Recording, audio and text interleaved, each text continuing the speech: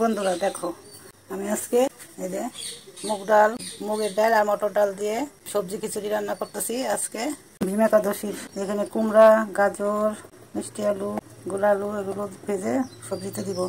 আর এখানে বেগুন, কুমড়া, মিষ্টি আলু, গোলা আলু কুচিয়ে ভাজবো, টমেটো, কাঁচামরিচ সব খিচুড়িতে দিয়ে রান্না করবো। তোমরা দেখতে থাকো। বন্ধুরা তেল গরম হয়ে গেছে, তেজপাতা, শুকনো মরিচ দিয়ে দিলাম। এখন পাঁচফোড়ন দিয়ে দিলাম।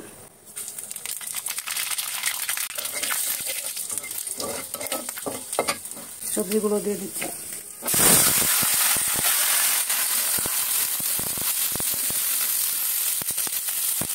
লবণ দিয়ে দিচ্ছি, স্বাদ মতো হলুদ দিয়ে দিচ্ছি। সবজিগুলো ভেজে খিচুড়িতে দিয়ে দেবো।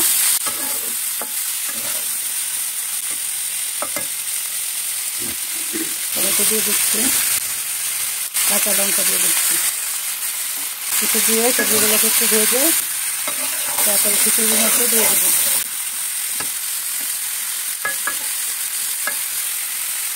এখন একটু ঢাকা দিয়ে সিদ্ধ করে দেবো। এই যে বন্ধুরা দেখো, সবজি ভাজা হয়ে আসছে। এখন আদা কুচি দিয়ে দিলাম, একটু জিরা গুঁড়ো দিয়ে দিলাম, ধনে গুঁড়ো দিয়ে দিলাম। সবজিটাকে ভাজা ভাজা করে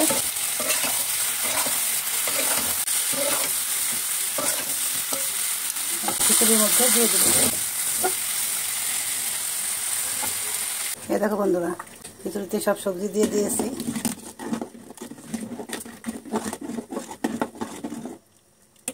খিচুড়িটা কমপ্লিট। এই বন্ধুরা একটু চিনি দিয়ে দিচ্ছি। দেখছে আমার খিচুড়ি। বন্ধুরা এই দেখো আমার ভীম একাদশীর খিচুড়ি। আর এখানে কুমড়া ভাজা, মিষ্টি আলু ভাজা, বেগুন ভাজা আর ঝুরি আলু ভাজা।